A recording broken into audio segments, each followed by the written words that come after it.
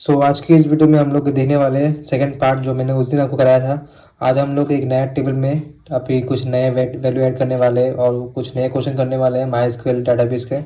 तो यहाँ पर आप देख सकते हैं, यहाँ पर मैंने 4 कॉलम लिया हुआ है, नेम, क्लास, रोल नंबर और एक एड्रेस जो है मैंने नया कॉलम लिया हुआ है। ठीक है, अभी तक उसमें कुछ भी लिखा नहीं है क्योंकि वो एक नया कॉलम है। अभी मान लीजिए आप अभी बस इसमें ध्यान दीजिए, ये जो 3 कॉलम दिख रहे हैं आपको, यहाँ पर जो नेम, क्लास, रोल नंबर, यहाँ पर आप देख सकते हैं 3 रिकॉर्ड्स है। रोहित है जो क्लास 10 में है, रोल नंबर 1 है। साहिल है class 10, roll number 2। Rahul class 10, roll number 3। अभी इन डाटाबेस को हम लोग इन डाटाबेस के अंदर इनको कैसे ऐड करने वो तो मैंने आपको पहले ही बता चुका है। सपोज मान लीजिए ये जो टेबल का नाम है इसका टेबल का नाम मान लीजिए है स्कूल नाम है। क्या नाम है? स्कूल। इस टेबल का नाम क्या है? स्कूल है। तो अभी मैं आप सबसे पहले यहाँ देख सकते हैं, यहाँ पर 3 कॉलम बना चुके, 3 से 4 कॉलम है। अब जो है यहाँ पर जो दिख रहा है आपको एड्रेस, वो नया कॉलम है। उस नए कॉलम को अगर आपको बनाना है तो कैसे बना सकते हैं, वही करने वाले हैं। तो पहला क्वेश्चन है मेरा, how to add new column in a table. आप एक नया कॉलम कैसे ऐड कर सकते हैं एक टेबल के अंदर। तो उसके लिए जो कमांड आता है वो है आपका, पहले आता है आपका ऑल्टर। क्या आता है? ऑल्टर जो होता है आपको पता है ये DDL होता है। तो आपको नया कॉलम बनाना है तो आपको पहले ऑल्टर लिखना पड़ेगा। Alter table name. Table name क्या है? यहाँ पर स्कूल है, तो यहाँ पर टेबल नेम क्या आएगा? Alter table school. नया कॉलम ऐड करना है, उसके लिए हम लोग ऐड। क्या है कॉलम का नाम? क्या लिखा है मैंने? एड्रेस। तो यहाँ पर क्या आएगा? ऐड। नया कॉलम का नाम क्या है? एड्रेस है। ठीक है, साथ में उसका डाटा टाइप एड्रेस जो क्या होता है? वार्चर। तो यहाँ पर आप लिख दीजिए वार्चर और साइज लिख लीजिए जैसे 50 और फिर दे दीजिए सेमीकोलन। एंटर मारेंगे जैसे ही आपका नया कॉलम रेडी हो जाएगा डाटाबेस के अंदर। और वो देखने में कैसा होगा? इस तरह से होगा। अभी आपको दिख रहा है कि यहाँ पर जो आपका जो एड्रेस है वो पूरा खाली है, उसके अंदर कुछ भी वैल्यूज़ नहीं है।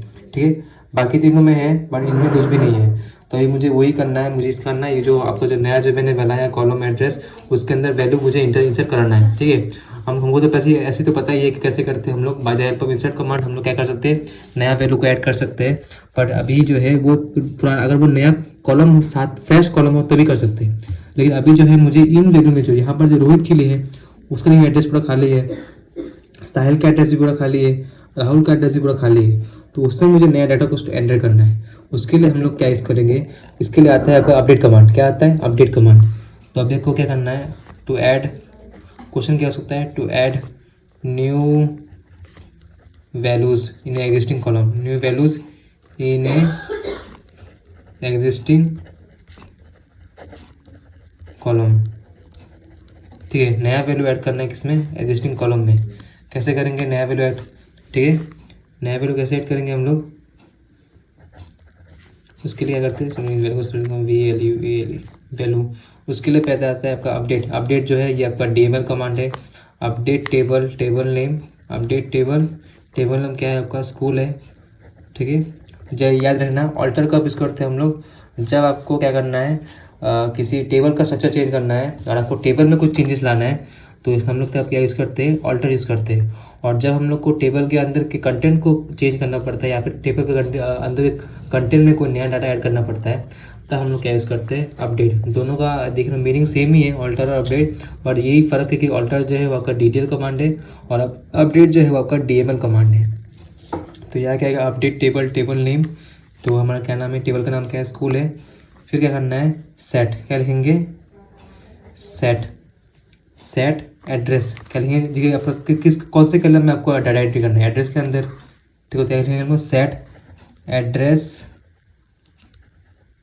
जैसे मान लीजिए रोहित का एड्रेस क्या होना चाहिए? मान लीजिए सिलचर। तो सेट एड्रेस इक्वल्स टू क्या लिखेंगे हम लोग? सिलचर लिख देंगे।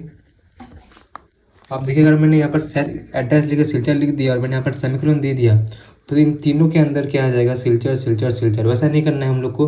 तो हम लोग क्या करेंगे? कंडीशन लगा देंगे कि जो सिलचर जो है किसके लिए होना चाहिए? रोहित के लिए। तो क्या लिखेंगे हम लोग? वेयर। अब देखिए रोहित का जो रोल नंबर कितना है? 1 है। और हम लोग को पता है कि रोल नंबर जो होता है वो हमेशा यूनिक होता है और it can be A primary की।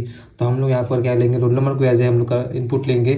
तो हम लोग क्या लिखेंगे? वेयर रोल नंबर जो है, रोहित का रोल नंबर कितना है? यहाँ पर रोहित का रोल नंबर 1 है। तो क्या लेंगे? Where roll number equals to 1।